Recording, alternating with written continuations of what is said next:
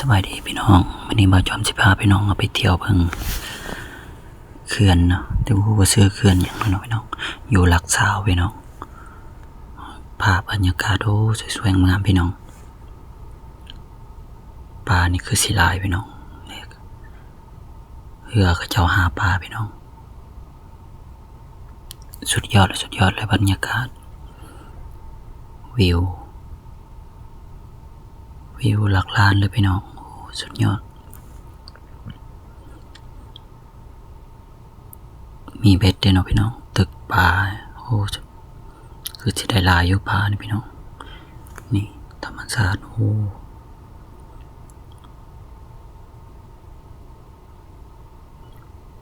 ป่าไม้ยังอุดมสมบูรณ์อยู่พี่น้อง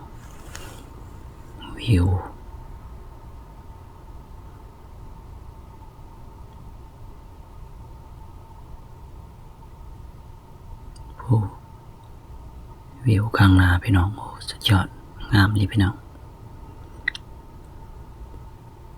เป็นไรพี่น้องเอาแถวหลัก2หลัก3พี่น้อง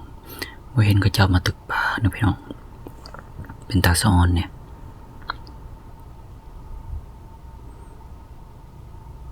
นี่ผู้พาป่าไม้พี่น้องตันเฮ็ดเขื่อนอยู่บนนี่สุดยอดเลยพี่น้อง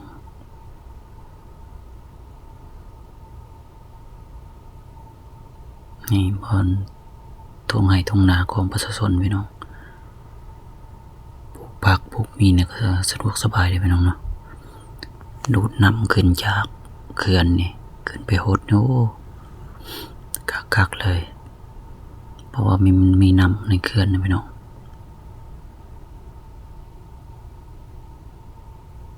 แต่นี่เพิ่นน่าจะปลูกเบิดแล้วนะพี่น้องเนาะเพิ่นน่าจะเก็บไปแล้วนี่มันมีหัวอยู่พี่น้องพี่น้องก็เจ้าล้อมหัวอยู่ปลูกสลีปลูกผักมันน่าจะงามพี่น้องโอ้วิวสุดยอดเลย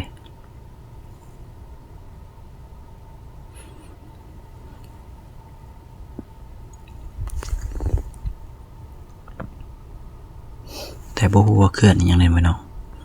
อยู่หลักสาวพี่น้องใครฮู้ซื้อเขื่อนก็สวยๆบอกคอมเมนต์บอกกันในเด้อพี่น้องเด้อ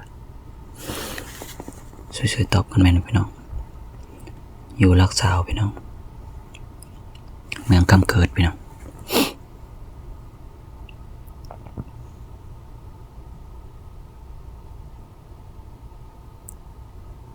นี่สุดยอดนี่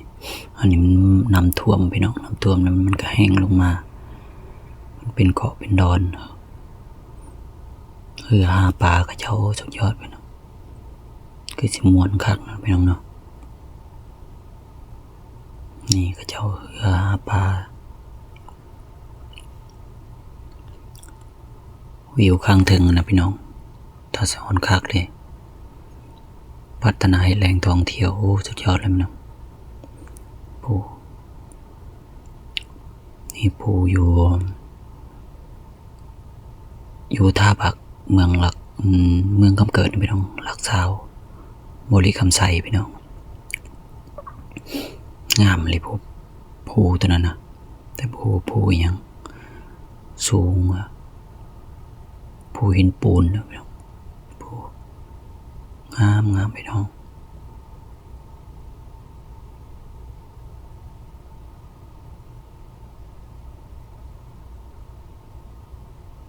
ตาสอนใส่มองนะพี่น้องเนาะตึกแห่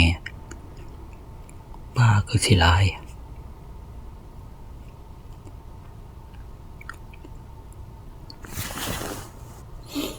นี่มาตอนนี้ก็จะเป็นเมือง